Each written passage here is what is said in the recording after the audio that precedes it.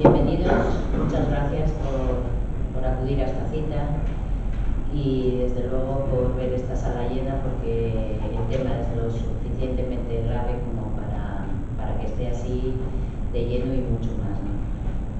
Ha pasado un año y seguimos como estamos, ¿no?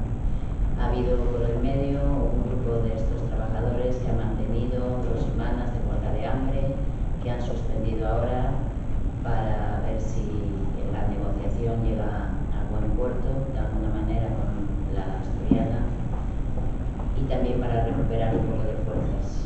Han dicho que de ser necesario volverían. De hecho, la caseta, la tienda de campaña y demás sigue donde estaba. Esperemos que no tenga que volver a ser utilizada.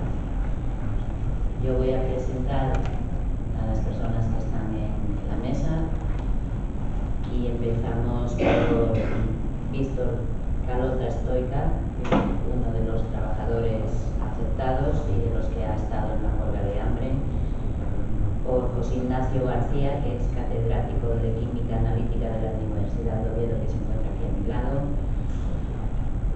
Gaspar Llamazares, que es diputado por Asturias de Izquierda Unida, a que todos conocéis; Javier Vázquez, que es responsable de comisiones de salud laboral; y Luis Villoria, que es especialista en medicina del trabajo, también de comisiones obreras. Así que sin más, le damos la palabra a Javier. Hola, buenas noches a todos. Sí. ¿Se me oye bien? Sí. Vamos a ver, yo lo primero que quería hacer era no hacer una pequeña historia. Yo creo que tristemente lo que hacemos hoy en día es celebrar un aniversario que en un principio sería importante que los aniversarios tuvieran un final feliz, pero todavía da la impresión algunas veces de que estamos en el proceso de iniciación del problema, que es un problema no solo laboral, sino un problema de salud. Yo creo que el tiempo, y aunque el problema siga latente, y de hecho muchos de los afectados por la contaminación de mercurio estáis aquí, aunque el problema siga latente, yo creo que hay personas que tienen un autismo mental sobre lo que en un principio parecía que era pues un problema menor, que era un problema laboral, que no iba a derivar en problema de salud. Sí está derivando en problema de salud, y además con consecuencias muy graves. Yo creo que posteriormente los especialistas, tanto Ignacio, el catedrático, como Luis, darán una explicación más científica sobre ello. Desde el punto de vista de comisiones de Asturias, de la Federación de Industria, que en este caso fuimos los que en un principio, junto con los trabajadores, los afectados de empresas de la contrata INSA, llevamos esto un poco hacia adelante. Desde el punto de vista moral, yo lo comentaba hoy, lo estábamos comentando antes de venir aquí, desde el punto de vista moral, las autoridades asturianas se portaron vergonzosamente. Yo ya no voy a hablar desde el punto de vista sindical, sino desde el punto de vista de usuario de la sanidad asturiana. Es una vergüenza que en vez de tener profesionales de la medicina me estoy refiriendo no a los profesionales que están todos los días trabajando, sino a los responsables, tengamos puntos sospechosos de una categoría inconmensurable. Porque es a día de hoy, después de un año, que el director regional de salud pública defina el problema, los problemas de salud que tienen los trabajadores afectados por esta contaminación, como probable contaminación por mercurio. Desde el punto de vista del sentido común de cualquiera de los que vivimos en esta hermosa región, es inaceptable. Y si tuviese un poco de vergüenza, por era lo que tenía que hacer después de los datos médicos que maneja él, y que posteriormente, como dije anteriormente, pues darán tanto Ignacio como Luis, es vergonzoso. Vergonzoso. Por extensión, la Consejería de Sanidad ha tenido una postura vergonzosa también. Es más, el consejero podría haber callado muchas veces porque solo tuvo una intervención respecto a este tema. Y la intervención dijo que era una contaminación menor, que en un principio no había datos médicos suficientes como para decir que esta gente iba a tener problemas de salud. Después de un año están teniendo problemas de salud muy serios. Porque es que aquí la relación causa-efecto está demostrada. Es decir, en la Europa occidental fue la mayor contaminación producida por mercurio en un trabajo. No hay antecedentes en Europa de esta intensidad de contaminación. Es decir, no, por ejemplo, siempre se pone el caso de las minas de Almadén. En las minas de Almadén lo que había era una contaminación en intensidad mucho menor, pero en el tiempo mucho mayor. Es decir, unas contaminaciones o con un contacto con mercurio, con una contaminación muy pequeña, no os voy a dar datos, pero muy larga en el tiempo, es decir, durante la vida laboral. Sin embargo, aquí fue una contaminación muy corta en tiempo, pero de una intensidad desconocida en Europa. Y siempre pongo el mismo ejemplo, es decir, a partir de enero de este año, el valor límite, que es un valor referencial en el cual dices, bueno, pues a partir de este valor límite puedo tener problemas de salud. Si paso ese valor límite, quiero decir, puedo tener problemas de salud. Es 10 microgramos por litro en sangre, la medición. Pues hubo trabajadores que llegaron a 900, hubo un trabajador que llegó a 900, a 500, a 700. Es decir, valores que un trabajador esté 90 veces por encima del valor límite, eso es una barbaridad. Eso es una barbaridad. Después que salgan aquí algunos diciendo que no hay ningún tipo de problemas y que probablemente no tengan ningún tipo de problema de salud, cuando hay gente que está teniendo muchos problemas de salud, desde el punto de vista del sentido común es vergonzoso. Voy a tratar ahora 2 minutos de hablar, si antes definí como bultos sospechosos los responsables de la sanidad asturiana, los responsables visibles, no me estoy refiriendo ni a los profesionales ni a la gente encargada de eso, me estoy refiriendo única y exclusivamente a las cabezas visibles, a los responsables de tomar decisiones en este aspecto. Es inconcebible la postura del SITAF, el sindicato de Asturiana. Eso, vamos, yo soy vecino de esta zona y no los miro ni a la cara. Moralmente son unos sinvergüenzas. Moralmente son unos sinvergüenzas. No hay otra catalogación. Igual estoy siendo demasiado duro, pero en vista de cómo está esta gente después de un año, igual me llaman, igual ellos me definen a mí como sustista. Estoy siendo muy light, porque es que merecerían otro calificativo. Son unos auténticos sinvergüenzas, haciéndole el juego sucio a la empresa. Unos representantes legales de los trabajadores, que eso a mí como persona me dignificaría mucho. Es decir, oye, pues vamos a ver, yo soy el representante de los demás compañeros, me nombran a mí como representante de ellos, es que piensan y creen que yo soy una persona y eso, mi autoestima me sube la tira. Es decir, oye, mira, me tienen en buena consideración los compañeros. ¿Cómo moralmente puedo decir yo que no pasó nada en Asturiana de Fin? Que después de 6, 7, 8 meses no pasó absolutamente nada y para encima ser cómplice de que no salgan a la luz pública los datos que la propia Asturiana de Fin tiene con sus propios trabajadores? Porque hay trabajadores de Asturiana de Fin que no estuvieron en el proceso directo y sin embargo que llegaron a niveles de 40, 50 y 60 microgramos en litro. Y eso la propia mutua, FREMAP, fue cómplice de ello. El propio servicio médico de Asturiana de Fin es inconcebible. Es que a veces oyes algunas explicaciones y da la sensación de que estamos en un país tercermundista, de que en vez de que la tecnología avanzó por encima de otras cosas y que el sentido común que fue el retroceso. Tecnológicamente hoy todo el mundo tiene derechos y además puede tener opción de acceder a internet con no sé cuántos megas de velocidad. Pero en derechos sociales estamos y derechos laborales estamos retrotrayéndonos a épocas pretéritas que nadie pensaba que íbamos a llegar a esto. Una empresa que se jacta de unos beneficios económicos, espectaculares, que apoya el cartel del helecho triguero que sale en el terreno de Pepín y que apoya todas las cuestiones voluntarias y de medio ambiente y tal, y es la primera en incumplirlo.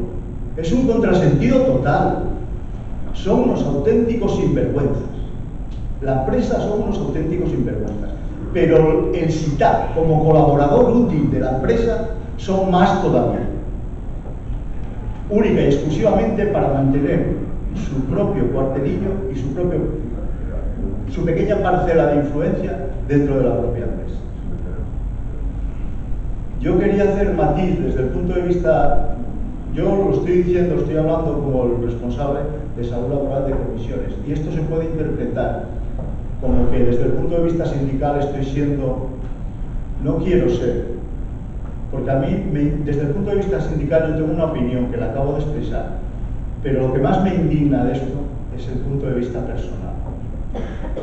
Que a unos asturianos se les califique con la letra A y a otros se les califique con la letra B. Y esto lo digo con toda la certeza del mundo, porque no es normal que en la misma hora, un año posteriormente, es decir, ayer fue Nacho, empezaron a cambiar tubos en otros convertidores. Y esto os lo digo a los de IMSS, directamente os lo digo a vosotros, de cómo trabajasteis vosotros, en las condiciones que trabajasteis vosotros, los equipos de protección individual que utilizasteis vosotros, a los que se están utilizando ahora, los protocolos de trabajo no tienen nada que ver. A vosotros se os ponían fundas de jardineros de ayuntamiento. Se os estaban dando tareas de 12 horas. A esta gente son de 8 horas y no las 8 horas con descansos. Los equipos de protección individual no tienen nada que ver con los vuestros. Es más, hay unos equipos de respiración autónoma que le valió a la propia empresa 6.000 euros. Pues tienen 2 o 3, Nacho. 2 o 3 tienen. Y con vosotros no bastaron ni mascarillas. Vamos a ver, cuando en un principio a nosotros se nos tachaba de alarmistas, porque me acuerdo de aquí la primera vez que dijimos que incluso el proceso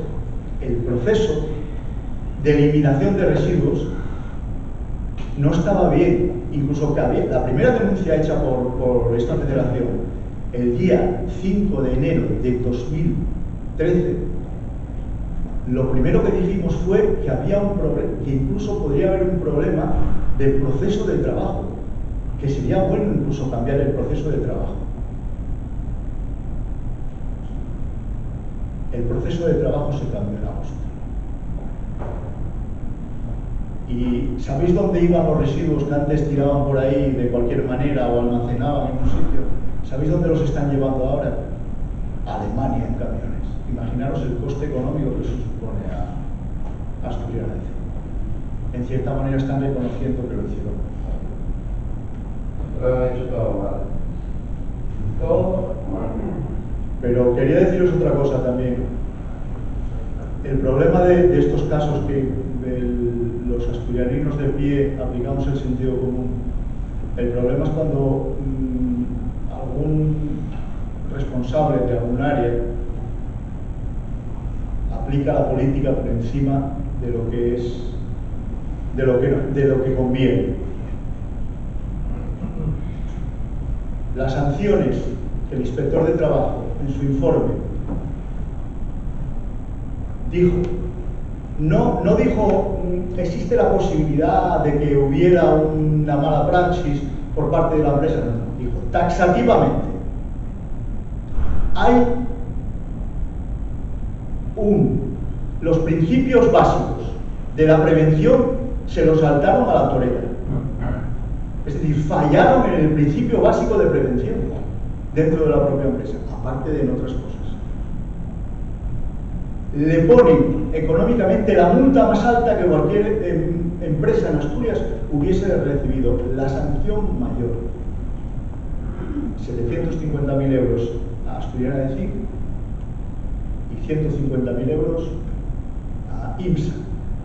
Que hay una cosa que yo no estoy de acuerdo, y como estamos entre personas medianamente normales, hay una cosa que yo me parece un poco, vamos a ver, no estoy muy de acuerdo en ello y por eso lo voy a decir. Tanta culpa tiene el que mata como el que tira de la pata. Asturiana de CIC fueron lo que fueron, y todos lo sabemos. No quiero redundar en adjetivos calificativos, pero es que IMSA también, por abaratamiento de costes, es decir, el inspector de trabajo no pone una multa porque sí. IMSA también tiene su parte de culpa, por supuesto, menos que Asturiana de CIC, pero también, no porque uno sea muy ladrón y el otro sea menos ladrón, el que es menos ladrón deja de serlo. A ver si ahora, claro que sí. IMSA tiene su parte de responsabilidad. A ver si ahora por solo recalcar el problema sobre una empresa, la otra se va de rositas. La otra tiene su parte de culpa también. Bueno, y como después posteriormente vamos a hablar, quería solo finalizar con una cosa. Y es, mi intervención va a parecer un poco dura y reprochable a todo el mundo. En un principio quería felicitar, porque aunque tarde, quería felicitar a la Inspección de Trabajo, a Alberto Paramio, por una sencilla razón, porque tardó en hacer el informe, pero el informe es espectacular. El informe no deja ni un títere con cabeza, y aparte hay otra cosa, el informe está bien claro, el informe no deja salida a una posible, vamos a ver, a una salida por a la empresa, a una posible exculpación. Es decir, lo tiene todo tan atado que yo creo que va a tener problemas la propia empresa a la hora de derivar un poco lo que es la sanción económica. Pero es un informe impecable. Yo lo leí más de una vez y me parece impecable. Tampoco tengo conocimientos jurídicos amplios como para decir, pero yo en un principio me parece impecable. Y no quería terminar sin deciros una cosa. Si la Dirección Regional de Salud Pública y por extensión la Consejería de Sanidad, su actitud fue penosa, no lo siguiente, si el SITAP tendrían que estar, yo sé que campamentos de verano no hay, tendría que se crear un campamento de invierno para un posible reciclaje mental y sindical y de aprendizaje, y de, más que nada de aprendizaje de la palabra honor de esta gente, que no lo tiene ni se le espera. En el mismo parámetro, quizás un poco más debajo, pero no sin su grado de responsabilidad grandísimo que lo tiene, está el Instituto Asturiano de Prevención, que trajeron como muñegotes a esta gente, con entrevistas aquí, entrevistas allá con los técnicos y tal. Y sabéis, al final sacan un informe en el cual, ojo, el informe de inspección dice muy grave, lo califica como muy grave. El informe del Instituto Asturiano de Prevención lo califica como leve. Y después sale la directora diciendo que si son los procesos, los protocolos, nos perdemos en palabrería, en verbo, en objeto directo, en montones de cosas, y lo que estamos haciendo es encubriendo la falta de profesionalidad que tuvieron ellos. Y entonces, ¿qué es lo que al final, qué consecuencias sacas? Consecuencias sacas de que los asturianos realmente no nos merecemos lo que tenemos, por lo menos tanto en Dirección Regional de Salud Pública, Consejería de Sanidad. En este país no existen las dimisiones solo por derecho. No, la palabra dimitir, eso no la conjugan ellos y hartos de algunos, no es una palabra.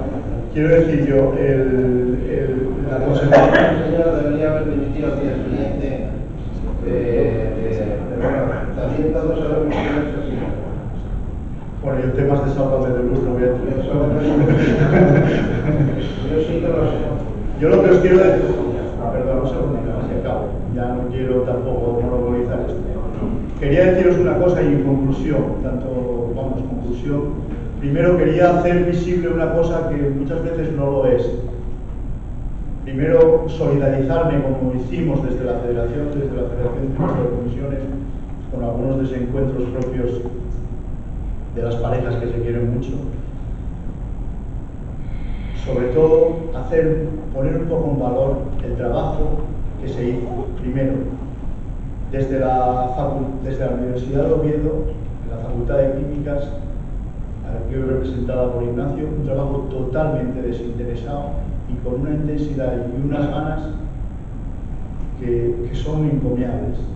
El trabajo hecho por Gaspar, que yo creo que la entidad, todavía lo estábamos hablando, la entidad del problema tomó otra dimensión en el momento que Gaspar hizo la denuncia a nivel nacional. Yo creo que a partir de ahí, porque primero hubiese quedado en un tema local. Dar las gracias a Víctor, que siempre estuvo con nosotros. Digo, las parejas de baile de vez en cuando tienen desencuentros, pero en general hay que sacar lo positivo y los afectados y a Francisco Gallardo también. Sí, no, siempre estuvo a la no, pero ya lo sé, pero no, quiero decir yo que ahora la gente que estáis aquí. Quería hacer también una mención especial a Luis, que hizo un trabajo espectacular. Luis Villo era el médico, que hizo un trabajo espectacular, muy poco reconocible y muy en la sombra. Y realmente fue el asesor médico de toda esta gente. Fue cuando ellos tenían algún tipo de problema, los informes nos llegaban a nosotros, Luis. Y quería hacer resonancia, porque generalmente a veces no se ve, en Ignacio Requena, que en las circunstancias en las que están comisiones en la propia empresa es muy difícil luchar. Ignacio hizo un trabajo encomiable y a veces muy poco valorable por la opinión pública, porque es más fácil ponerse en contacto con Gaspar, con la alcaldesa, con Luis, con Víctor o conmigo, que ponerse en contacto con Nacho Requena, que fue el que se tragó el problema desde el minuto 1 hasta el minuto 90, haciendo un siglo por esto. Y única y exclusivamente daros las gracias por la asistencia y que por lo menos a nosotros nos tenéis a disposición para lo que vosotros queráis.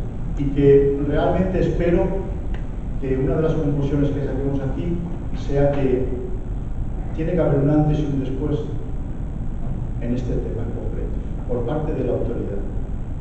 Tiene que haber un antes y un después. Y a mí me gustaría, por lo menos, que hubiera un cambio de sentido por parte de las autoridades responsables de las cosas, que tienen única y exclusivamente el cargo de autoridad, única y exclusivamente porque están ahora ahí, porque moralmente no tienen ninguna autoridad. Muchas gracias.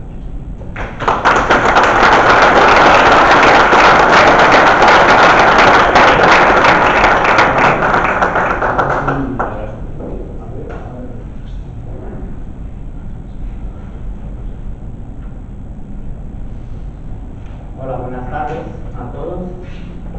Lo primero que quería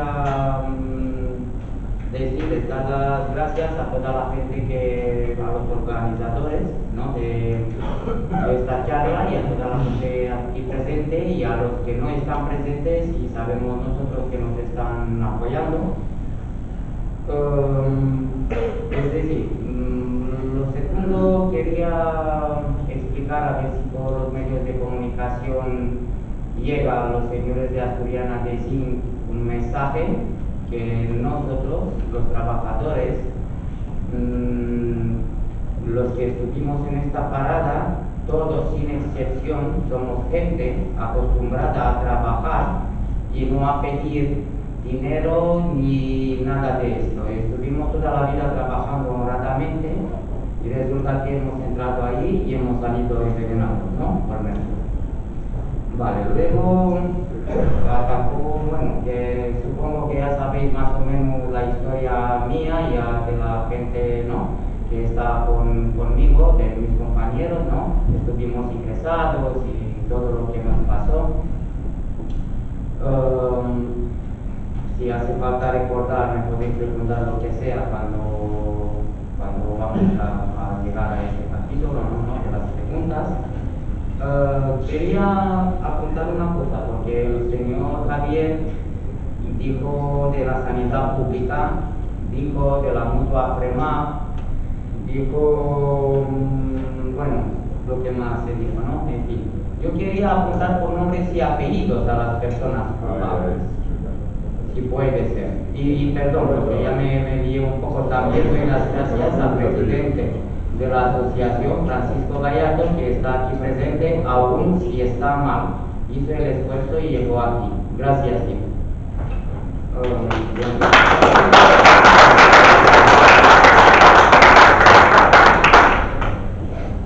Sanidad pública, tuvimos 2 reuniones con tanto Kiko como yo, con el señor Julio Bruno y con el señor Valentino Rodríguez, que es el epidemiólogo de la sanidad pública, de la Consejería de la Sanidad Pública, y en el mismo tiempo, yo no tengo miedo de nada y tengo que decirlo, tenemos entendido que tiene alguna relación personal con la misma médica de la mutua, María Aurelia,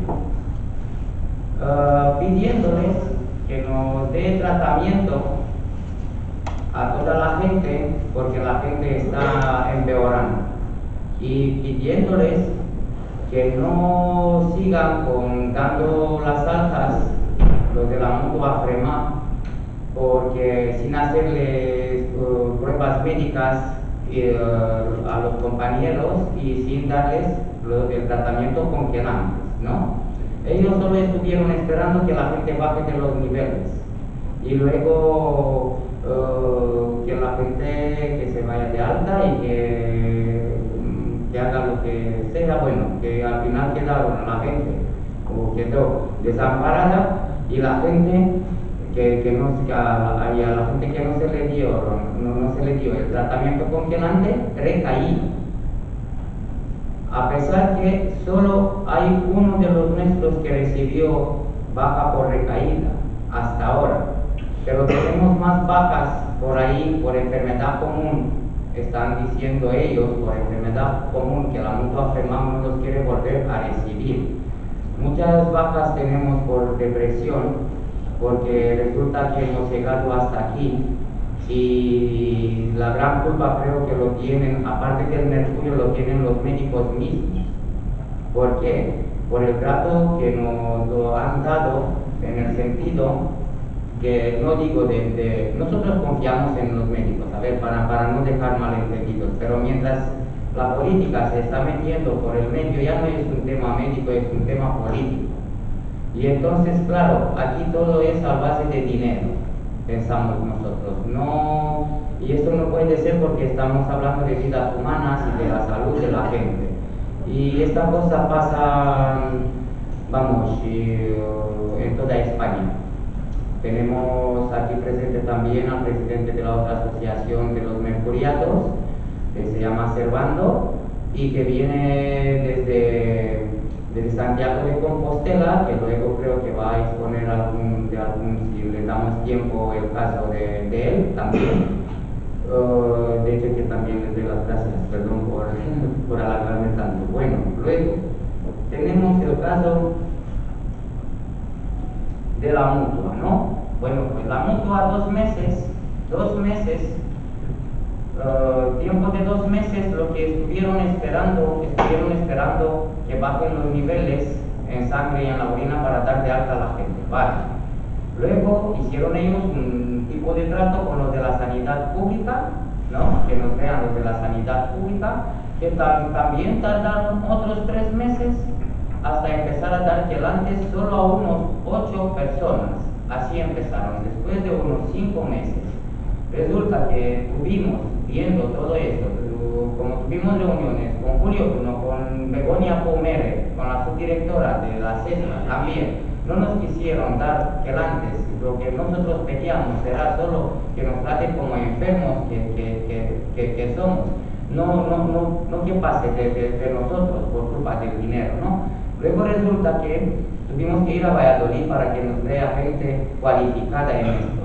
porque entre otras cosas hemos pedido un equipo multidisciplinar asistido por un toxicólogo, porque en nuestro caso es una intoxicación por mercurio, no una probable intoxicación por mercurio, tal como lo están diciendo, que es una pena que teniendo ahí unos análisis donde trae escrito hasta 960 microgramos por el litro de sangre, ellos pongan probable intoxicación por mercurio. La verdad es que se ve tan claramente, solo quien no quiere verlo no lo ve, ¿no? Y quien no quiere verlo, ¿quién da el dinero aquí en Asturias? ¿No? Bueno, luego también hemos tenido reuniones con el señor Victoriano Carcaba, que es el jefe de medicina interna de Luca, y creo que amigo también del señor Julio Bruno, porque pertenece del mismo partido PSOE. O sea, estamos hablando del consejero nuestro de Asturias de la Sanidad Pública, Faustino Blanco, que también le hemos puesto un escrito donde pedíamos lo mismo. O sea que hemos puesto escritos por todos los lados para que la gente, para que la sanidad pública nos trate y que dé tratamientos a la gente, porque la gente está empeorando. Hay gente que cierran los ojos y se caen de los pies. Hay gente que no se dieron, que no les dieron el tratamiento y empeoraron, pero un montón. Tienen pruebas hechas de campimetría hace 5 meses y pruebas hechas la semana pasada. Y hay gente que casi se queda ciega. Y cosas así está pasando en nuestro caso. Bueno, a ver qué más tengo por aquí. Bueno, luego si me recordaré de algo más, o si tenéis algunas preguntas, por favor, si me preguntáis por lo que sea, yo voy a contestar, porque conozco todo el caso de la ACETA. Bueno, gracias por escuchar mi pregunta.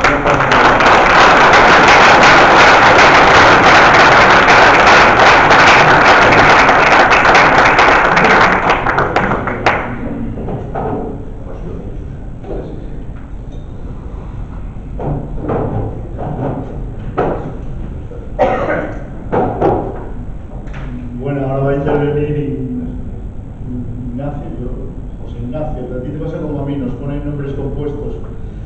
Todo el mundo me llama Nacho. Es por eso.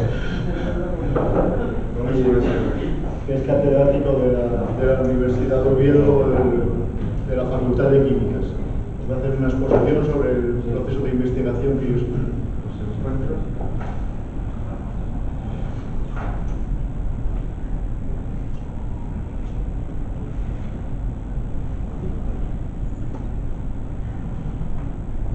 He hecho un título así un poco más científico. Yo no voy a dar muchas opiniones médicas porque no soy médico ni toxicólogo. Básicamente, cuando yo empecé a trabajar en esto, que fue en marzo del año pasado, fue con una idea de intentar elucidar, como si fuéramos detectives de alguna manera, qué había pasado y que podíamos desde la Universidad de Oviedo contribuir a elucidar el problema de la contaminación de mercurio en Asturiana de zinc. Y lo que os voy a contar hoy es un poco todo el proceso que seguimos para estudiar eso y las conclusiones a las que llegamos. Voy a intentar hacerlo lo más sencillo posible para que lo entendáis todos, porque hay cosas así, un poco cosas que incluso yo es complicado entender. Os voy a explicar un poco todo el proceso y la idea es que veáis cómo funciona un científico cuando se enfrenta a un problema desconocido, porque era un problema que tenía desconocido en ese momento.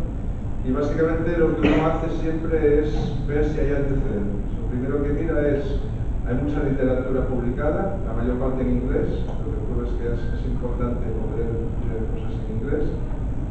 Hay mucha literatura publicada sobre contaminación por mercurio en muchos casos, y hay muchas formas de evaluar la incorporación de mercurio al cuerpo humano y hacer distintas formas de medida. Entonces, lo que hicimos al principio fue, ahora os voy a contar un poco qué antecedentes importantes para que entendáis un poco todo el proceso, ¿no?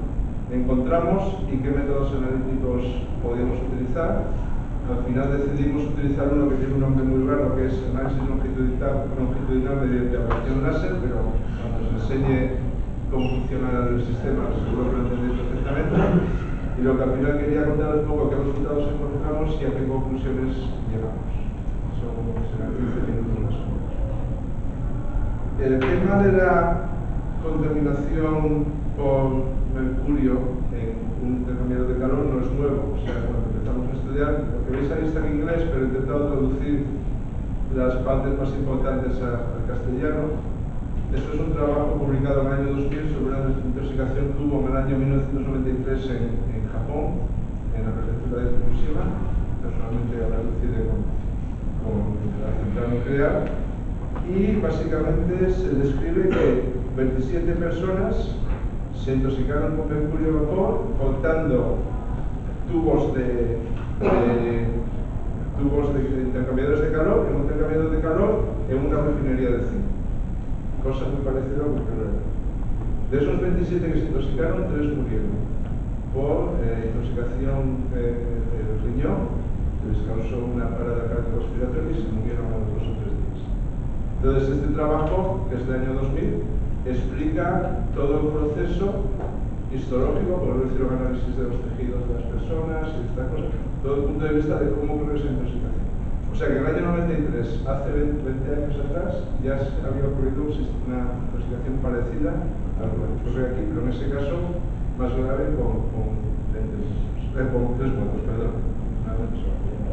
Pero era el mismo tipo de sistema. Estaban cortando tubos con radiales, etc. Entonces, ahí uno ya empieza a mirar, bueno, entonces cómo podemos nosotros hoy en día, con las técnicas analíticas que tenemos hoy en día, estudiar esa intoxicación en el caso concreto de los trabajadores de IMSA. Entonces, hay distintas posibilidades, uno mira la literatura, por ejemplo, os pongo aquí una cita de una revisión sobre métodos analíticos para estudiar la contaminación por metales pesados. Lo más obvio es determinación de mercurio en sangre y orina, pero bueno, esos datos ya se estaban haciendo y eso es lo que demuestra que había habido intoxicación. Luego hay una posibilidad de hacer análisis del pelo, porque el pelo tiene la capacidad de que una vez que el mercurio pasa a la sangre, se va incorporando al pelo y de alguna forma, como el pelo crece con unos 12 milímetros al mes, se puede hacer algún tipo de estudio en el tiempo. Uno puede estudiar temporalmente cómo ocurre la contaminación y podéis decir, pues si el pelo estaba libre de mercurio hasta cierto punto y luego empezó a haber mercurio, puede datar de alguna forma, decir, este día es el día que ocurre la contaminación. Desde el punto de vista de probar científicamente cuándo ocurre la contaminación es importante. Entonces, nosotros decidimos, ya que sangre y orina se estaban analizando, decidimos dedicarnos al pelo y hacer estudios longitudinales a lo largo del pelo, desde raíz a la punta, y mirar a ver si podíamos medir el mercurio y cómo iba cambiando la concentración de mercurio en el pelo en función de la distancia a la raíz. Luego también había otra opción que era hacer el estudio de especiación, que eso no se estaba haciendo, que era para poder diferenciar el mercurio inorgánico del mercurio orgánico, o metil mercurio, porque el mercurio inorgánico vendría de la contaminación, mientras que el mercurio orgánico podría venir de la alimentación. Entonces el mercurio total que se analizaba pues sumaba las dos cosas, entonces sería importante poder diferenciar lo que es alimentación de no. En ese momento no podíamos hacerlo porque no teníamos las herramientas, pero ahora ya sí, ya tenemos las herramientas, o sea que el año que viene vamos a empezar a hacer cosas de estudios de especiación de sangre para poder diferenciar mercurio inorgánico y mercurio orgánico, o sea, metil mercurio. Entonces pensamos que lo mejor era hacer estudios longitudinales de mercurio orgánico. Entonces también pasa a la literatura y dicen, bueno, ¿qué hay publicado ya sobre eso? Y encontramos un trabajo del año 2005 que, estos eran unos austriacos que se dedicaban a estudiar un caso de contaminación por mercurio, que era un caso de suicidio.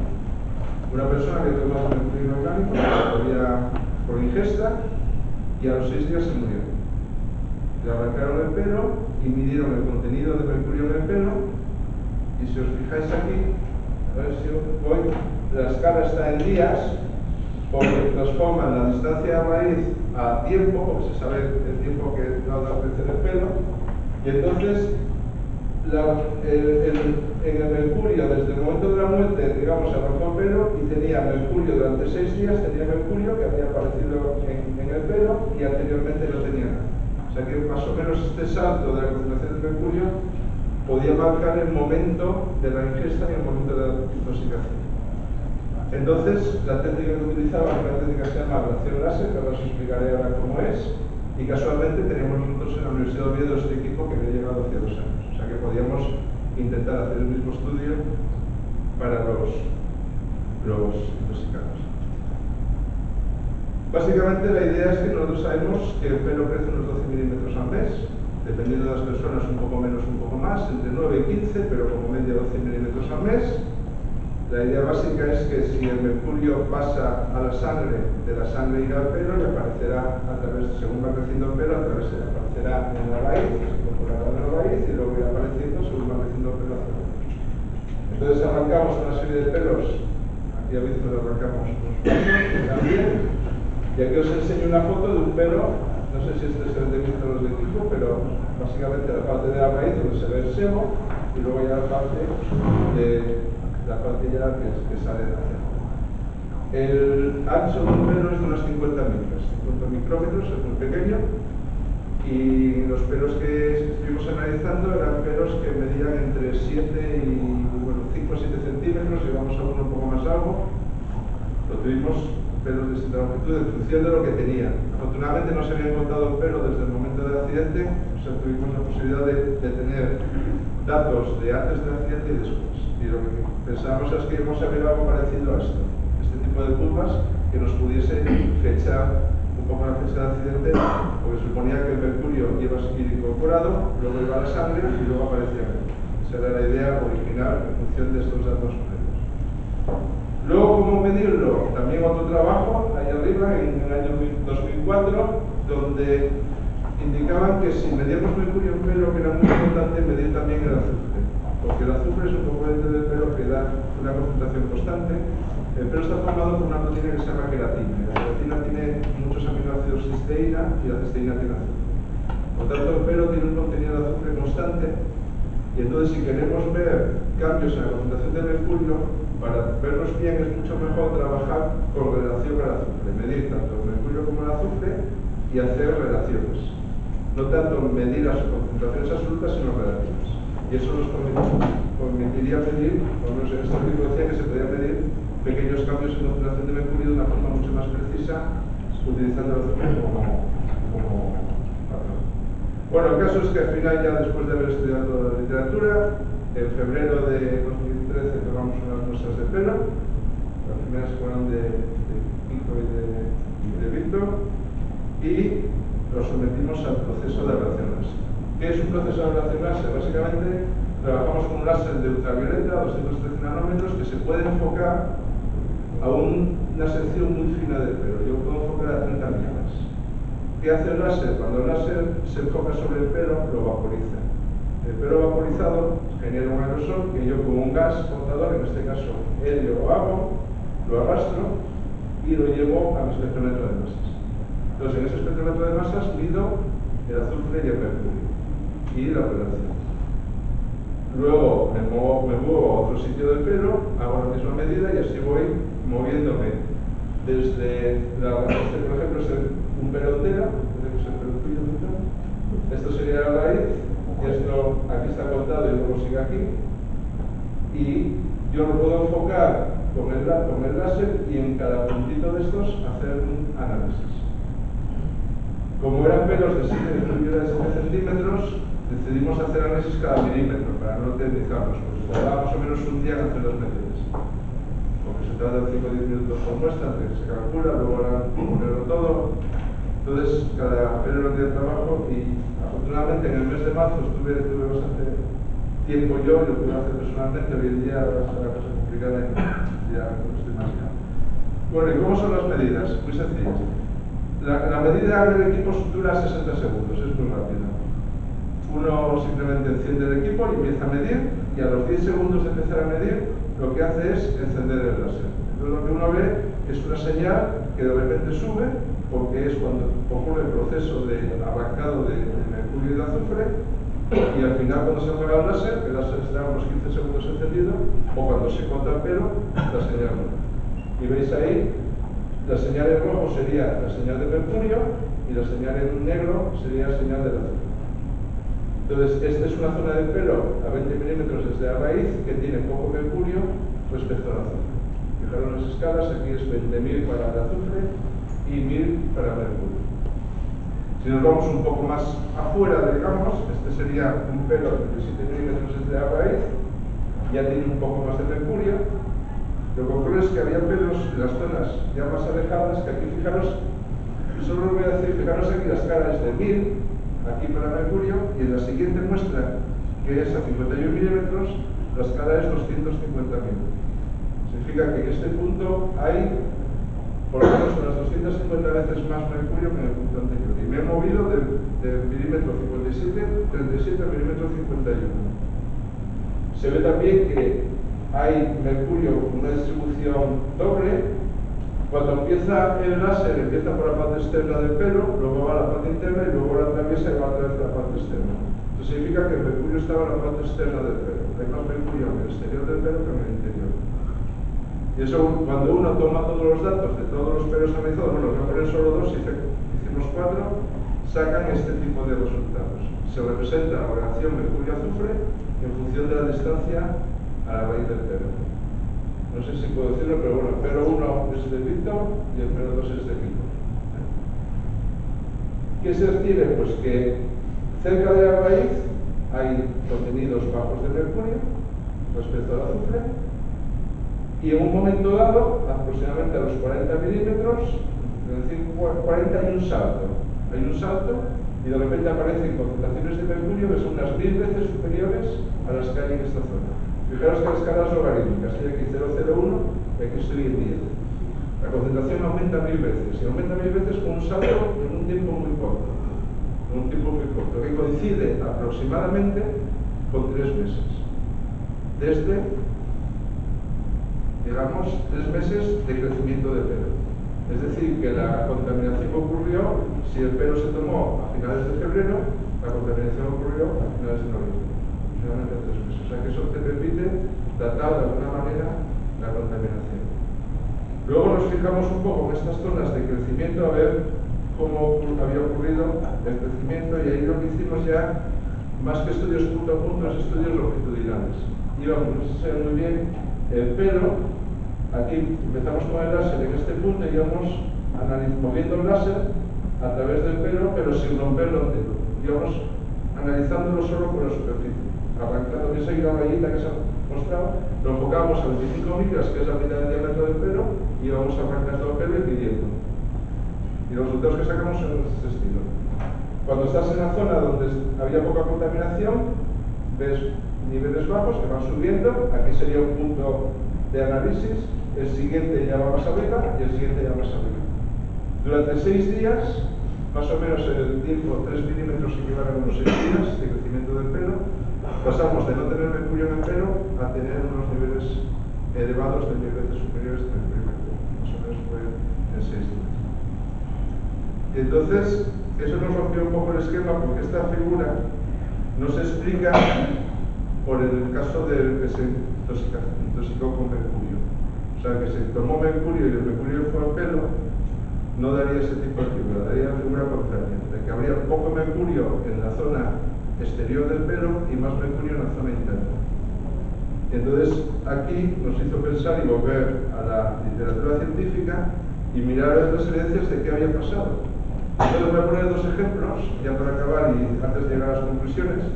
Este es un estudio sobre estudiantes de odontología que hacían prácticas haciendo empastes con amalgamas de mercurio.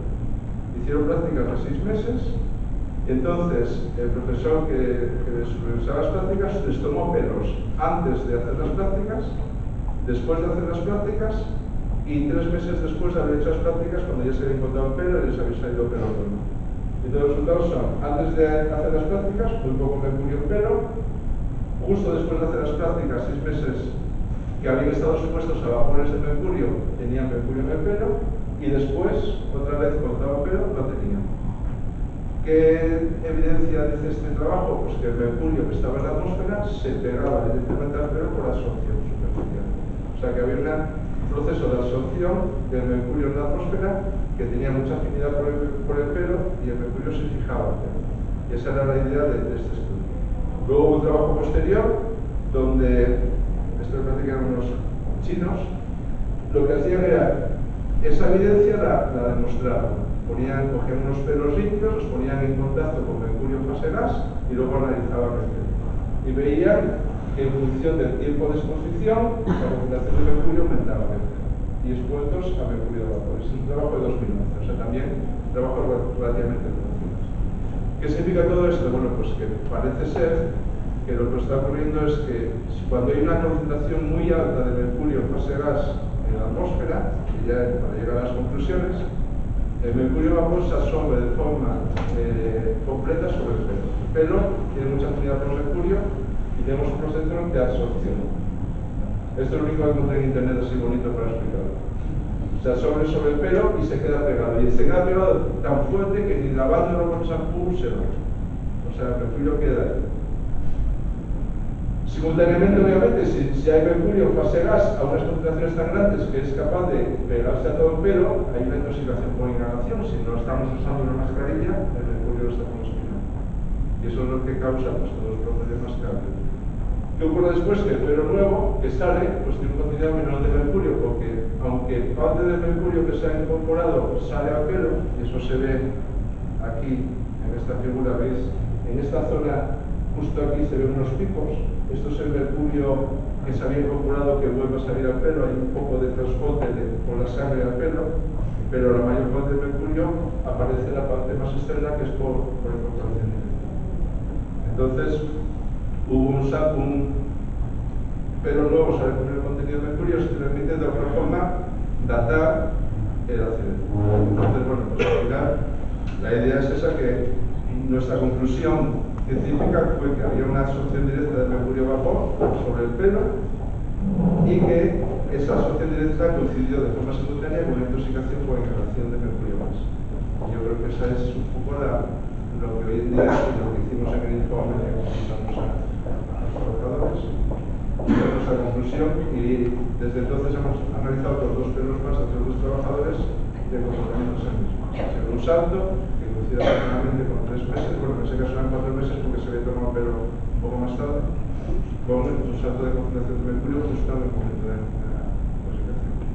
Que había mucho mercurio gas en la atmósfera, bueno, pues, entonces eso causa, obviamente, porque en el primer trabajo que os presenté había habido 3 muertos por ese caso. Bueno, para mí la intoxicación está clara, que no es ni por la piel, ni por duchas sucias o ropa sucia o males, simplemente que respirasteis mercurio y ahí se quedó. Bueno, eso es todo. Eso quería decir.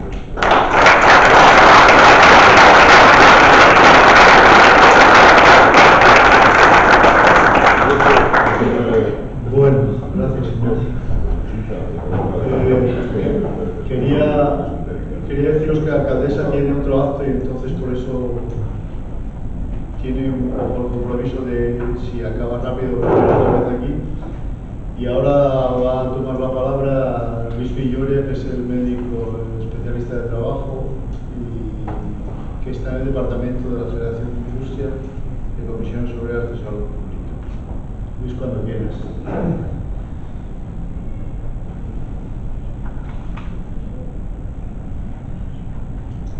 Bien, yo voy a tratar de haceros un resumen lo más escueto que pueda, porque pienso que aquí no estamos tampoco para grandes discusiones científicas, sino más bien para intentar ayudar a unos pacientes que a fin de cuentas están enfermos, a que la gente crea que lo están.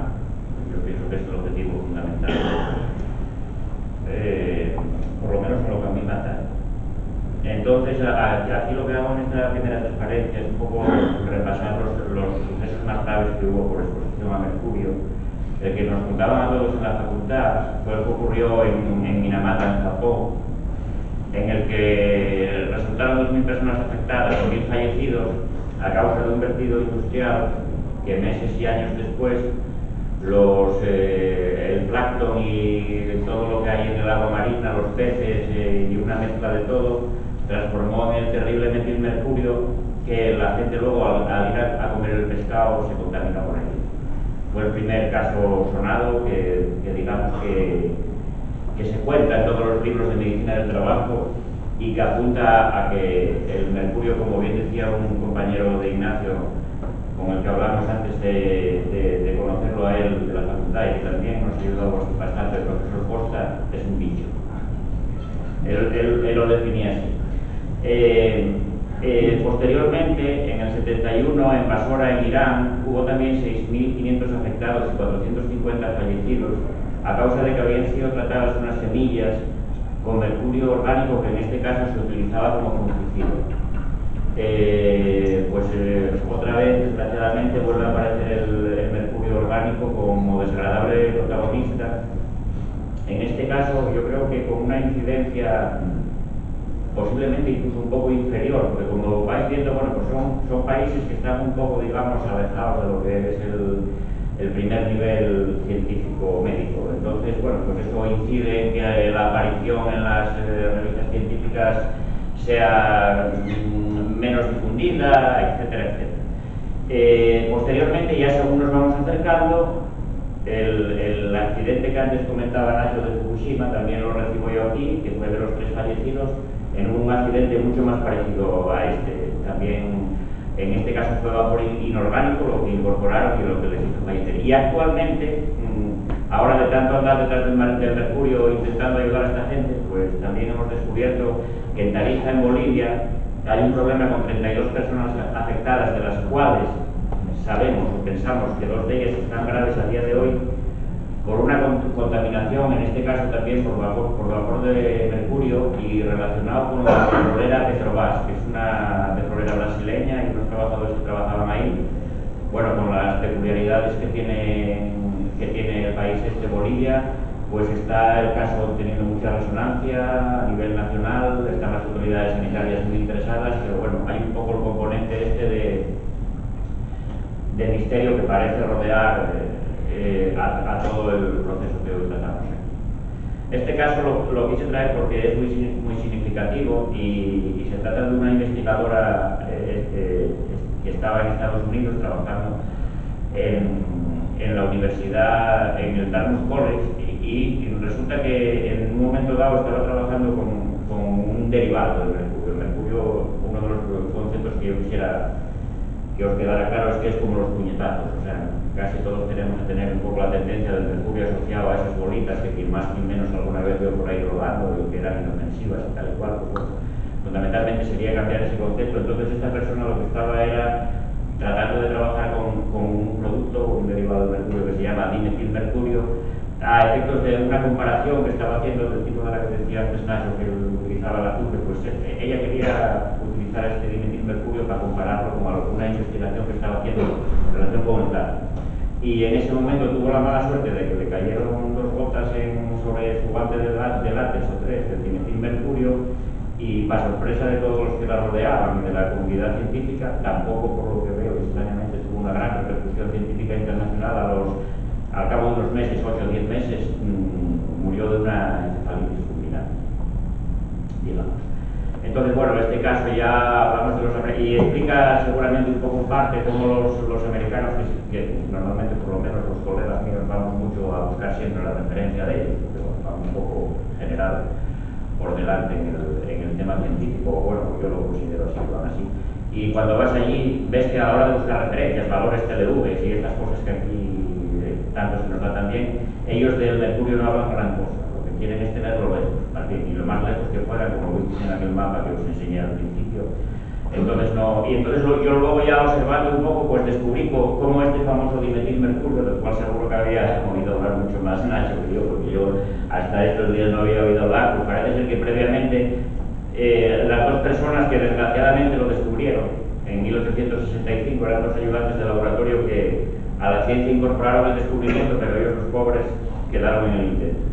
Y luego en 1972 otro químico checo, parece ser que de 28 años, pues consiguió la gran tal de conseguir sintetizar 6 kilos de dimetilmercurio, pero también se quedó en ello, se quedó ahí el pobre.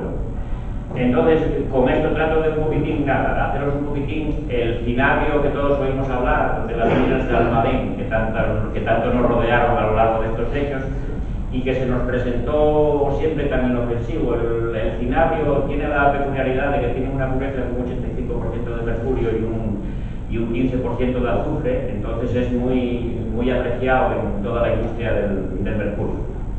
Sin embargo, hay otros productos de los que se extrae también el mercurio. Este, por ejemplo, es una mena que yo soy solo médico, y entonces, pero supongo que me acordaré. Creo que se llama la esparelita, que también algunos lo conocen como blenda o algo así, que como veis tiene una pinta completamente diferente y no trae tantas ventajas, digamos, para la producción, porque el mercurio, digamos, que está como mucho más puteado en el entorno. Hay más cosas que no convienen tanto, es más difícil sacarlo y tiene otros riesgos que no tienen nada que ver con lo anterior, digamos, ¿no? Bueno, este es un ejemplo para ver que tampoco tenemos los problemas del mercurio tan lejos, porque esto que veis aquí, que parece sacado de, qué sé yo, de una película de esas del oeste, cuando se veían volando las cosas de pato por la calle, porque ya el pueblo estaba desierto. Esta es de unas minas que hubo cerca de Mieres, en el Terronal, y esto es lo que queda, es las ventajas que tiene Internet, que hoy en día entras en Internet y hay gente para todo. Y entonces hay gente que te ayuda a todo lo que estés buscando. Si estás insuficiente. Y este era una persona llevada por la arqueología industrial que se atrevió a hacer esta foto, porque yo no me hubiera atrevido a entrar ahí a hacerla, porque por ahí debe de haber mercurio por arriba, por abajo, por los lados y en la tierra. Esta es la entrada de una mina que hubo ahí que se llamaba La Peña también y que era de mercurio. Yo de esta mina de La Peña solo sé hablar porque una vez casualmente, cuando me estaba recuperando de una hernia de la que me acababa de intervenir, me encontré con una persona que me presentaron mis padres, que era bastante mayor que yo, y me dijo que había trabajado en las minas estas de La Peña. Y me dijo que él había sido muy... Estos hechos ocurrieron en los años 50, finales de los 50. Y me dijo que él había sido él y otras 3 o 4 personas que estaban en la oficina las únicas personas que quedaron conmigo para contar de la existencia de esa mina. O sea que supongo que esta que os enseñé las imágenes del Terronal sería una cosa parecida. Nadie quedó para... Yo luego, como persona que estoy dedicado a la medicina del trabajo y que vinculado a esa disciplina, me duele especialmente que eso nunca haya quedado ningún recuerdo para la posteridad, ni siquiera hayamos oído hablar, ni nadie nos haya contado de esa gente que murió, porque él me dijo que la supervivencia media de los picadores y barrenistas que había en esa media, que era de 2 años, 2 años y medio.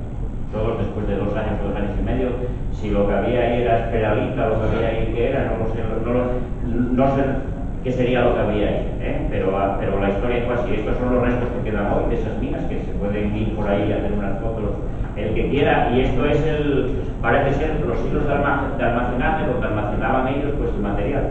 Ellos parece ser que los traían a base de, supongo que sería, pues no sé si con martillos o con eso, separaban lo estéril de lo que les convenía, luego lo mezclaban, lo llevaban a esto que veis aquí. Pero esto fue en los años 50, no penséis que fue... Y ahí lo procesaban y tal, y ellos lo hacían todo. O sea, lo que ahora viene desde no sé dónde y luego va a estudiar la de cine, ellos era todo el mundo. Allí mismo lo hacían todo. Estos son un ejemplo de los almacenes. Aquí queda una acción que apareció por ahí tirada, porque la gente está curiosa, pero la verdad es curioso, y esta concretamente, la que explotaba esa mina del Terronal, era la minera Cántaro Bilbaína, y estas acciones están expedidas en mayo del 1977, o sea que tampoco hace tanto, ¿no?, que esto pasó. Esto era lo que queda del laboratorio de los topógrafos, que más o menos donde se juntaban los ingenieros y esta gente para hacer los estudios. Y este es un libro que podéis ver, que oye, el que tenga un poco de curiosidad, aquí tenéis un libro con el libro de facturas del almacén del 62, donde está ahí, pues a lo mejor alguna persona que yo no sé si estará con vida o no, pero bueno, a mí particularmente esto ya no procede mucho para el semeño, ¿no?, porque es un disco que había por ahí, de Venano, no sé. Y lo que veis aquí era el laboratorio donde ellos funcionaban, en esa mina, también está extraído del mismo lado. Bueno, esto ya centrándonos en lo que le pasó a esta gente, es cómo evolucionaron las personas. En rojo más claro, en rojo más oscuro veis el primer valor que tuvieron de mercurio en sangre, que como veis fue espectacular, llegaron a cerca de 900 y 1000 con valores normales, como os comentaba antes Javi, de 10, y teniendo en cuenta que alguna de esta gente la primera extracción se la llegó a hacer hasta 4, 6 y una semana después de la exposición, lo cual quiere decir que si los primeros valores que tenemos fueron de 900, Lo esperable es que en el momento de la exposición, teniendo en cuenta que inicialmente los valores bajan muy a prisa, o sea, el salto brusco baja muy a prisa, vete tú a saber los niveles que habrá alcanzado esta gente en los días reales de la exposición. Aquí tenemos el primer valor en rojo más oscuro y luego en rojo claro, lo que por promedio, más o menos, porque están tomados los datos a los 3 meses, cómo se iban aproximando a valores próximos a la normalidad, o sea, lo rápido que aparentemente el mercurio limpia de la sangre. Otra cosa es dónde fue, eso que falta de la sangre, porque parte, desde luego, seguramente y por desgracia está en el cuerpo de esta gente. Y lo otro que comparamos son los valores en orina, que veis en este color más claro, veis claro que está el valor inicial, que fue un poco más alto, y en el otro amarillo más fuerte está el final, que aunque también es más bajo, se sigue manteniendo. ¿Por qué? Porque el riñón sigue mostrando que él quiere, en la medida en que pueda, sacar esa cosa mala que tiene por ahí. Todavía no se recupera a sus límites normales, sino que él quiere echar. Él hace lo que puede para echar lo que tiene dentro. Esto es un poco una indirecta que lanzo a los que quisieron un poco promulgar que empezaron a hablar mucho del pescado, del contenido del pescado, que es que comíamos mucho atún rojo y mucho pez espada y no sé qué. Bueno, pues este es un estudio que se hizo en la Universidad Complutense, en la que se comparó los niveles de mercurio orgánico con el consumo de pescado. Y vemos que todo lo más que, como podéis ver aquí, la gente cuando consumía un poco más o un poco menos de pescado, pues podía oscilar entre que tuvieras 7 o tuvieras a lo mejor 14, pero desde luego nunca 900. Ya sin meterme en lo de la especiación que antes decía Ignacio, que como os dije antes, el mercurio es como los puñetazos, con lo cual no importa tanto la cantidad como la calidad del mercurio que tiene, que eso ya lo explico antes Ignacio también. Y luego una cosa que me parece muy importante, hasta tal punto que lo prefiero leer aquí, porque está extraído de esa tesis. En esa tesis nos dicen que en las últimas décadas la extracción de mercurio se ha hecho principalmente en 3 países que los traen para su exportación, que son España, Kirguistán y Argelia. Y como cuarto país está China, que los trae fundamentalmente para satisfacer su consumo interno. Ahora bien, tanto España como Argelia en los últimos años han puesto fin a sus operaciones en los años 2003 y 2004 respectivamente. Y entre los dos sacaban más de la mitad del mercurio primario producido anualmente en el mundo. Estos países tomaron esta decisión por una combinación de factores económicos, técnicos y políticos, pero sus decisiones también coincidieron con un mayor control internacional de los emplazamientos de extracción de mercurio primario y una opinión cada vez más generalizada, que nos está diciendo la OMS cada poco, que hace reuniones de expertos cada poco, con respecto a que este tipo de extracción ya no es aconsejable y quizás innecesario. La única mina de mercurio de importancia que exporta ahora está en un complejo minero en Haildarkan. Por supuesto, en Kirguistán, excluyendo lo de los chinos, que lo que hacen ahí dentro no se sabe. Pero bueno, ellos en general sacan. Os puedo decir como curiosidad que los japoneses que quedaron tan impresionados por lo de Minamata y porque parece que a los pobres les cayó todo, este otro caso que también antes comentaba Nacho, les dio por medir recientemente el tema de cómo andaban de mercurio ellos en la atmósfera, y fueron a medir a la cumbre del volcán ese que tienen ahí tan conocido, del monte Fuji, y les dio por medir y, oh sorpresa, descubrieron que tienen un nivel de mercurio alto, no son capaces de separarse del mercurio, y es porque supongo que los dominantes vientos de Occidente les llevan el mercurio de China y lo tienen ahí, o sea que no son capaces de librarse de él. Esta yo creo que es una de las cosas más gráficas que os puedo presentar hoy. Este es el ojo de uno de los trabajadores que tuvieron la suerte de no exponerse a concentraciones altas de mercurio, que sin falta de ser médico, veis que esto es como si fuera un mapa de cómo está viendo la persona. Veis que esta persona ve bien y solo tiene una pequeña mancha aquí, que es lo que los médicos llamamos la mancha ciega, que es por una serie de explicaciones que no vienen a cuento, por así decir, y para que entre nosotros la tenemos todos.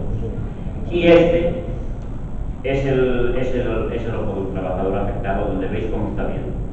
Pues esta persona está pasando de ver de una televisión de 900 por 1020 pulgadas a ver en una de 300 por 400 casi.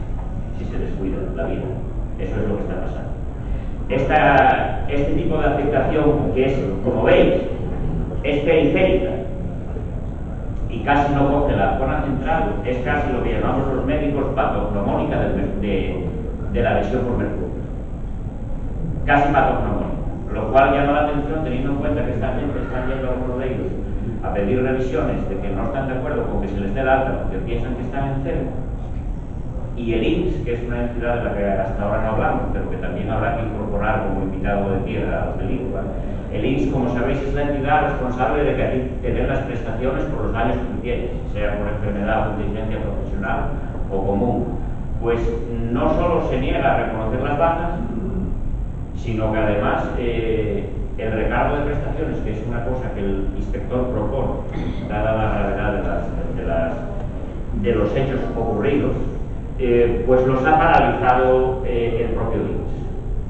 El propio INS. El INS es una entidad, por poneros un poco en contexto, quizás de eso tenga ocasión luego de avanzar de comentaros algo más, es una entidad que está sin transferir económicamente, o sea que la dependencia es estatal. Lo cual quiere decir que en este proceso, yo no me extraña que esta gente, los pobres, estén ya como pagan hasta de hablar, angustiados, tristes, a veces incluso hasta agresivos contra el mundo, porque tanto las instituciones del Principado como las nacionales, porque el INS depende de Madrid, no depende del Principado, todos se cierran en Madrid, solo a duras penas, y gracias a una intervención, como ya os explicaron antes, a nivel del Congreso de los Diputados, conseguimos que poco a poco la mole de la justicia se vaya moviendo hacia acá.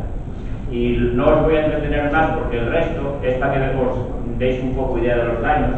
De todos los que yo analicé, recibí campimetrías como esa que os enseñé de 13 trabajadores y solo el 23% fueron normales, el resto tienen alteraciones en la prueba.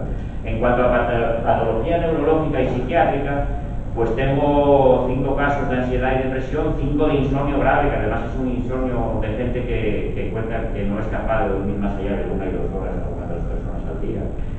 Y unas cefaleas que no es el típico dolor de cabeza de por las tardes, unas cefaleas persistentes que prácticamente al que le toca no le deja vivir. Este es un ejemplo de las electromiografías practicadas. Esto de las electromiografías son pruebas en las que se ve un poco el funcionamiento de los nervios, que es una de las estructuras que clásicamente el mercurio afecta, el sistema nervioso central y los nervios. Pues prácticamente las tienen alteradas 9 sobre un total de 2 normales. Solo. En cuanto a las pruebas de función renal, lo que me va llegando a mí, hay 76% de afectados frente al 24% solo normales, teniendo en cuenta que estos afectados van apareciendo en el tiempo. O sea que no es descartable en absoluto que estas que hoy son normales mañana sean alteradas, porque son pruebas que van apareciendo en el tiempo. Y otra cosa importante, que a veces también se pasa así rápido y corriendo, es que de los trabajadores que yo recogí, 16 trabajadores que tengo analíticas completas, tengo constancia de ellos de que el 53% tenían niveles muy elevados de zinc. No elevados, sino muy elevados. Es un tóxico más que se incorpora a la película. Y los tóxicos, cuando actúan en conjunto, hacen unos efectos diferentes a cuando actúan por separado, y que en general la experiencia médica me dice que suelen ser a peor.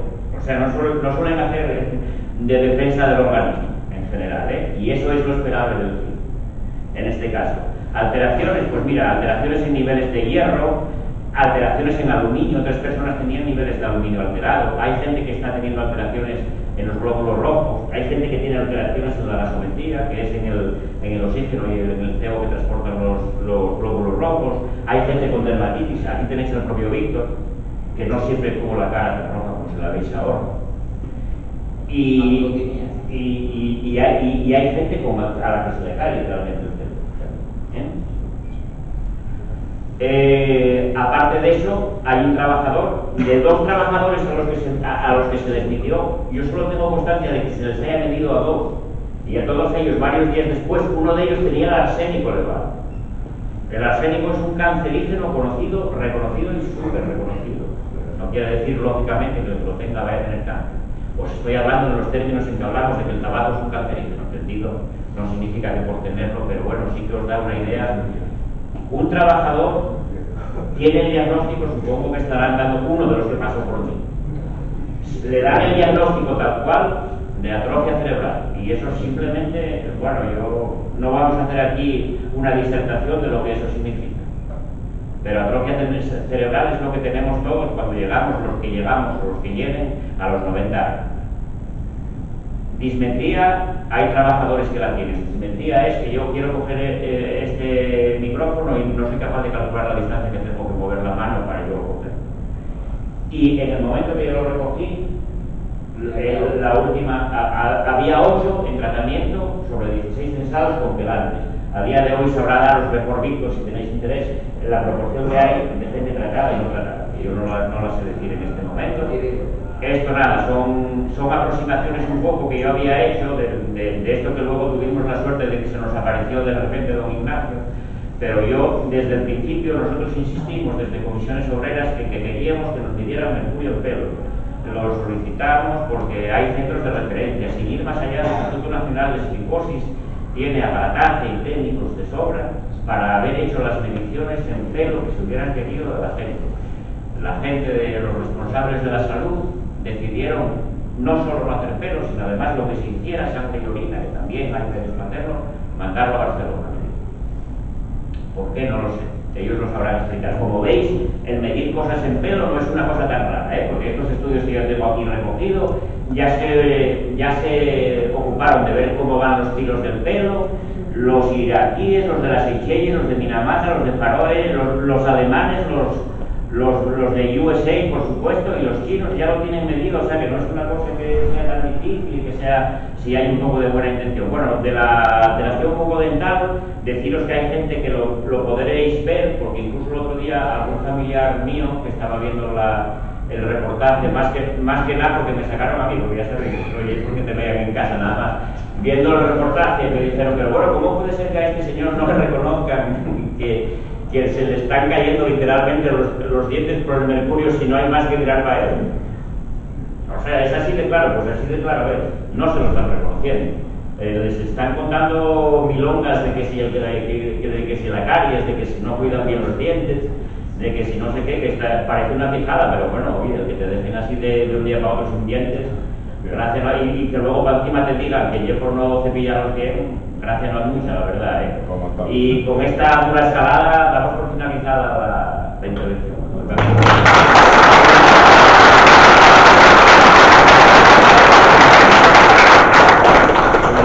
Bueno, pues ahora voy a dar paso a Gaspar Llamazares, que como decía yo antes, marcó un punto, la intervención de él marcó un punto de inflexión en este mal llamado por algunos problemas.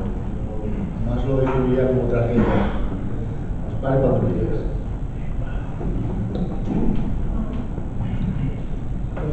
En primer lugar, buenas tardes. Los que somos de Castellón sabemos que Asturiana de Cine es más que una empresa, como podría decirse, es más que un club. Y les llamábamos de primera división. Bueno, yo creo que han demostrado ser de primera división. Lo que pasa es que no esperábamos que fueran de primera división, además de en Castellón, en toda Asturias. Y han demostrado que siguen siendo de primera división y que consideran al resto pues de división regional, ni siquiera de segunda o de tercera. La reacción de las autoridades públicas en esta materia, recordando la peste de Camille, ya que estamos en el centenario de su nacimiento, es un camino de sumisión. Alguien ha dicho de vergüenza, pero es un camino de sumisión. Mientras ha habido otras personas, otros colectivos que han hecho un camino de dignidad. Los trabajadores, los compañeros de la universidad, los compañeros del sindicato, los periodistas han mantenido en todo momento pues la información sobre esta materia y no el tabú o el veto, que ha sido, desde un primer momento, el silencio ha sido sepulcral. Y ha habido otros que han seguido el camino de sumisión. Camino de sumisión que, como digo, se puede, no sé si explicar o esperar en un ámbito pequeño, donde la empresa tiene una fuerza enorme, más allá de lo económico, social, político, pero que no esperábamos de Asturias o del conjunto de España. Y es lo que ha pasado, que quienes debían poner pie en pared, quienes debían haber prevenido y quienes debían haber evitado las consecuencias de este accidente, no lo han hecho. Y vuelvo a Camus. En Camus, en La peste, establece 3 momentos que a mí me gustaría recordar, ¿no? El primer momento es el momento de la catástrofe, ¿no? El momento en que empieza la enfermedad, el momento que podemos denominar de la intoxicación, ¿no? En ese momento las autoridades que son coloniales de Orán, de eso habla Camus en La peste, de la peste en Orán, las autoridades coloniales niegan la peste. Lo primero que hacen es mirar para otro lado. Esto no ha pasado, no nos puede estar pasando a nosotros, porque no se lo podemos explicar al que manda y porque además puede afectar en aquel momento al turismo y al futuro económico de Orán. ¿Os suena algo? ¿Os suena ese temor? Porque aquí estamos entre temerarios y temerosos. Los temerarios sabemos quiénes han sido, pero los temerosos también, ¿no? Los cobardes que en determinado momento han preferido mirar para otro lado que no ver lo que estaba ocurriendo. Y yo creo que en ese sentido el trabajo de Nacho, el trabajo de la universidad, yo lo he percibido desde mi responsabilidad como parlamentario como fundamental, incluso para el propio informe de la inspección, porque el primer borrador de la inspección no era tan contundente como el segundo, ¿no? Algo pasó en medio. La obstrucción de la empresa, la obstrucción de la información de la empresa ha sido brutal, pero por otra parte también evidencias que aparecían no solamente en la universidad, sino en los medios de comunicación, y eso les ha hecho mucha culpa. Eso yo creo que ha cambiado inicialmente un informe que podía ser seguramente muy riguroso, pero no de la contundencia de lo que ha sido el informe, es verdad que tardío, pero un informe determinante. Bien, ¿qué ocurre cuando el informe determinante dice que hay un incumplimiento grave y un descontrol absoluto? Es decir, 2 problemas que habíamos planteado a lo largo del tiempo, ¿no? Es decir, que no solamente estábamos ante un accidente por incumplimiento flagrante de las medidas de prevención, que merecía una sanción grave, sino que además había un descontrol productivo, que algo estaba pasando en la empresa que había provocado ese escape y ese problema de la intoxicación. Bueno, pues eso aparece claro en el informe y aparece públicamente. ¿Cuál es la segunda medida? Y yo vuelvo otra vez a compararlo con la reacción ante la peste. En el momento en que la peste es evidente, en el momento en que la peste está en la calle, en ese momento las autoridades de Orán dan una orden, y es cerrar las puertas de la ciudad. Y dice Camus, y las ratas se hicieron con la ciudad. Bueno, pues yo creo que lo que estáis viendo desde el punto de vista clínico, lo que estáis viendo también desde el punto de vista de las autoridades públicas, es lo que podríamos denominar cerrar las puertas, acotar las consecuencias. Es evidente que ya nadie puede negar que ha habido un incumplimiento de la legislación, nadie puede negar que hay un descontrol del proceso productivo, acotemos las consecuencias como sea, aunque tengamos en esa medida de acotar las consecuencias o de cerrar las puertas que afectar a las víctimas, que es lo que está pasando. Es decir, no importa en estos momentos que las víctimas sean las principales afectadas después de haber sido intoxicadas mediante las medidas insuficientes, en algunos casos, bueno, pues ya se han contado aquí desde el punto de vista clínico o también desde el punto de vista de sus consecuencias políticas, que yo creo que también hay consecuencias políticas. En ese sentido, la política puede ser utilizada para lo mejor y para lo peor, y vuelvo otra vez a Camus. Dice Camus que, como era, que los ciudadanos, a ver, que lo tengo por aquí, hay más cosas de admiración en el hombre que de desprecio. Y yo sigo creyendo en ello. Hay más cosas de admiración en la reacción digna ante la intoxicación que en la reacción de sumisión. Y por tanto, yo creo que estamos aquí para valorar fundamentalmente la reacción digna y para sacar consecuencias. Es decir, qué podemos continuar haciendo para que, bueno, quienes no han hecho su labor, quienes no han hecho su trabajo, quienes en algunos momentos han pervertido su trabajo, haciendo lo contrario de lo que estaban mandatados desde el punto de vista legal, pues podamos rectificar esa situación. Y yo en ese sentido creo que no es de recibo y no puede tolerarse, en mi opinión, desde el punto de vista, en ese sentido lo hemos preguntado en los últimos tiempos, tanto la actitud de la Seguridad Social, como se ha dicho, como la actitud de la Fiscalía en accidentabilidad laboral. Si ha sido una de las grandes conquistas de este país, que tiene una alta accidentabilidad y un subregistro de la enfermedad laboral, la gran conquista en los últimos tiempos no ha sido ninguna nueva ley, porque tenemos una buena ley que se incumple sistemáticamente. La gran conquista ha sido que hay una Fiscalía especial que va teóricamente a ser la defensa de los trabajadores que se sienten afectados por una enfermedad laboral o por un accidente laboral, y esa Fiscalía todavía no se ha personado. Yo creo que eso es un escándalo y por tanto creo que hay que seguir presionando para que lo haga. Y el Instituto de la Seguridad Social tiene que garantizar que lo que se les debe a los trabajadores se les pague. No puede ser el Instituto de Seguridad Social acuartada para que no se le pague a los trabajadores, al menos, digamos, el daño económico, porque el humano no se les va a pagar. Eso es evidente. El daño económico es necesario que se les pague. Y luego, por otra parte, yo de lo que me avergüenzo, y tengo que decirlo, es de diagnósticos que hablan de probable intoxicación. Yo eso no lo conocía en la facultad. No lo conocí. Yo en la facultad había, eso sí, barajábamos distintas posibilidades, establecíamos hipótesis y luego sacábamos una conclusión, y ese era el diagnóstico. Y el diagnóstico no es probable neumonía. El diagnóstico es neumonía. En este caso, el diagnóstico es intoxicación por mercurio. No tiene ninguna explicación que haya estas dudas por parte, como he dicho antes, en este caso, del Principado. Y no solamente es esta duda, ya conocimos también en el proceso cómo no se quiso saber lo que ocurría a la población que no formaba parte de la empresa. Había instrucciones en los centros de salud para que eso no se investigase. Luego sí pusieron una serie de detectores para saber si había salido la intoxicación o, digamos, el mercurio a la atmósfera, pero cuando ya esos detectores eran inútiles, que al cabo de varios meses ya tenía que ser una contaminación ya brutal e imparable, ¿no? Pero realmente lo que ha habido en esta materia, en materia sanitaria, es, en mi opinión, una grave irresponsabilidad. Porque es una directriz, porque conozco compañeros, colegas, a los que les ha llegado esa directriz. Es decir, eso no es que se lo inventen. ¿Cómo puede ser que 5, 10, 20 médicos digan al unísono probable intoxicación por mercurio? Eso comienza en un sitio y cae en cascada.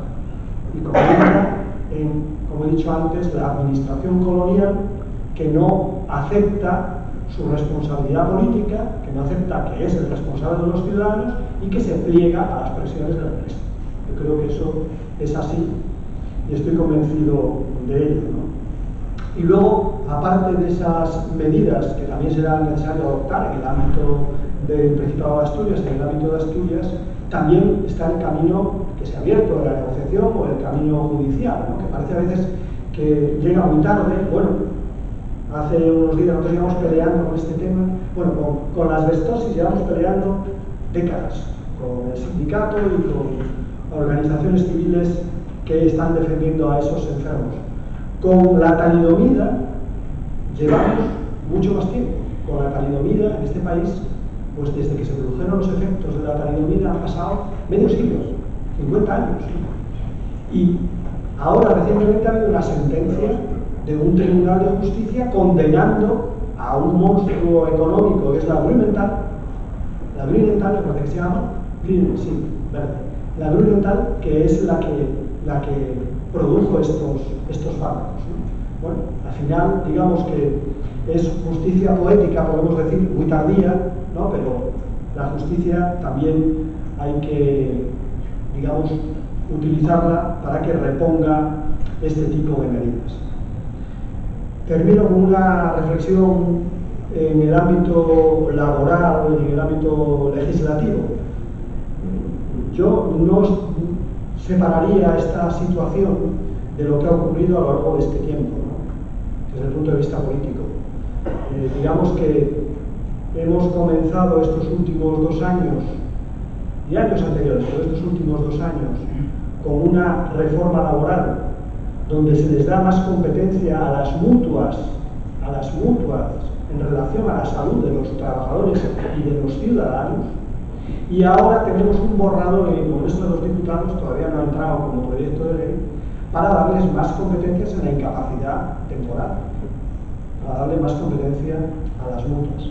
Habida cuenta de esta experiencia, no se lo merece. Habida cuenta de esta experiencia, las mutuas pueden tener los profesionales de la calidad que tengan, no ponemos en duda a sus profesionales, pero desde luego sirven a sus empleados. No sirven a los trabajadores, sino que están sirviendo fundamentalmente a las empresas. Y por tanto, tendrá que seguir siendo el médico de atención primaria, la inspección sanitaria, los que de manera más objetiva, a veces bueno, pues también son condicionados, pero de manera más objetiva, decidan sobre la salud de los trabajadores, sobre las altas y sobre las bajas. Hago esa reflexión porque ahora parece que cualquier cosa se justifica en el empleo. Entonces tiene que callarnos la boca porque si no, Asturiana de Cin toma determinada decisión. Yo creo que hay que alertar a la gente también de esa estrategia. No. Las empresas se mantienen en un país por otras condiciones. No se mantienen porque sus trabajadores son explotados, porque sus trabajadores están enfermos, por eso no se mantiene una empresa en un país. Se mantiene, digamos, en un país sin gobierno y sin participación democrática. En un país con participación democrática la empresa se mantiene por la calidad, por la organización, se mantiene por otros factores. Por tanto, yo creo que hay que también perder en ese sentido el miedo que lo utiliza esta empresa. Lo conocemos en Castellón, los que somos de aquí, pero en este caso parece que ha tenido efecto sobre el Principado de Asturias y ese es el camino de sumisión del que hablaba. Bueno, termino con una también frase de La Peste, que en este caso, bueno, pues podríamos utilizar, ¿no? Dice La Peste, este es un caso de un accidente o una intoxicación por mercurio, pero dice, el vacío nunca muere, vuelve a aparecer en las ratas y las ratas se lanzarán contra otra sociedad feliz. Bueno, pues yo creo que precisamente la dignidad de los trabajadores, la opinión pública, los que bueno, pues han defendido esa dignidad, tienen que estar atentos porque nadie garantiza que esas condiciones que han mejorado, si perdemos la tensión, no vuelvan a empeorar. Depende también de nosotros. Muchas gracias.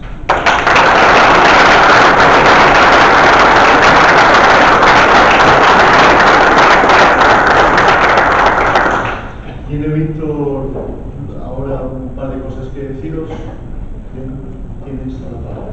Gracias. Solo 2 minutos porque vos dije que se me va la olla últimamente, no sé por qué, porque se me olvidan cosas y todo eso, y a lo mejor me lo recuerdo, ¿no?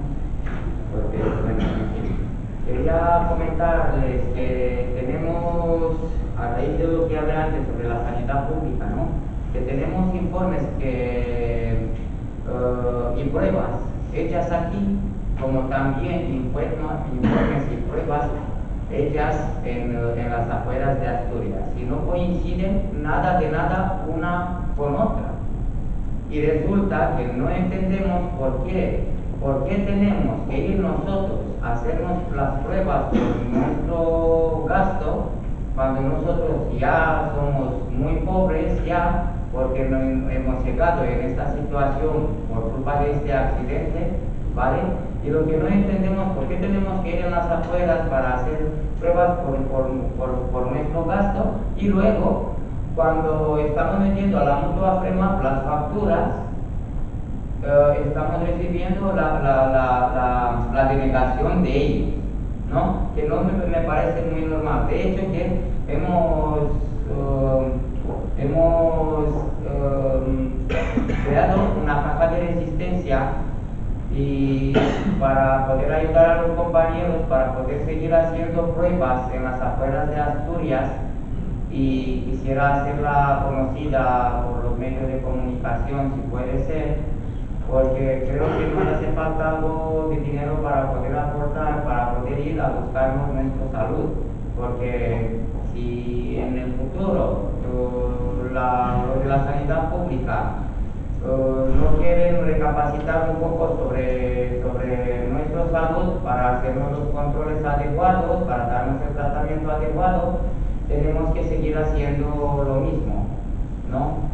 Y bueno, esta cuenta de la caja de existencia la voy a hacer pública, si puede ser por el medio de los periódicos, por está aquí sobre la Nueva España, si hay alguien del comercio y todo eso, luego pues, la vamos a comentar. También tengo algunos papeles, si queréis, os la va a repartir un chico nuestro, si os parece bien. Algunos, sí. Y también estuvieron haciendo los chicos unas chapas de estas, que es como un tipo de ayuda de €1 por cada chapa de esta, y aparte de un recuerdo que os va a ayudar a ustedes.